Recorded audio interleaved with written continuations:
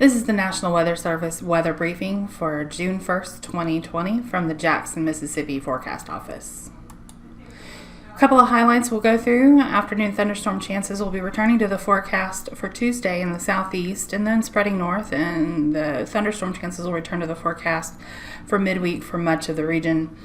We're also watching the development of the Gulf of Mexico for the next couple of days for a development from the remnants of Tropical Storm Amanda. So today the weather forecast map looks like the eastern half of the United States is kind of dominated by high pressure, which is going to keep the weather quiet today, though warm like the last couple of days and partly cloudy.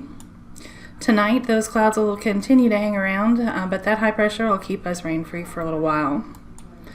Tomorrow we're going to see moisture starting to return to the region from the Gulf and increase the chances for precipitation in the southeast as well.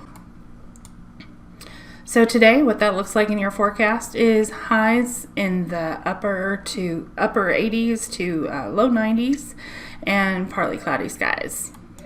Once again, those clouds continue, but our overnight lows will drop to the mid 60s to upper 60s.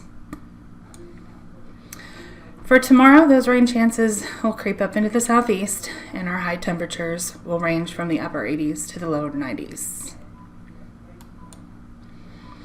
Looking at the amount of precipitation that we're expecting for the next 3 days, once again, those thunderstorm chances will result in a little bit of spotty precipitation amounts across the region.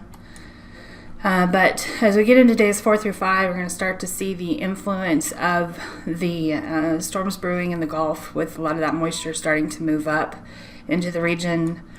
And of course, days 6 and 7, as we're looking at next weekend, you can definitely see the influence of that. Hurricane season does begin today, June 1st, and continues through November 30th. We got an early start, and Arthur and Bertha have already been used, so our next storm would be called Cristobal. And again, looking at that 5-day tropical weather outlook, we do have an area in the Bay of Campeche that we're expecting 80% chance of tropical development over the next couple of days.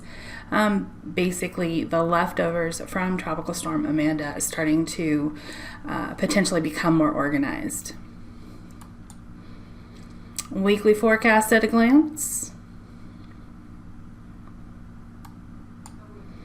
So again, our summary for this week will be the return of afternoon thunderstorm chances and watching the potential for tropical development in the Gulf of Mexico.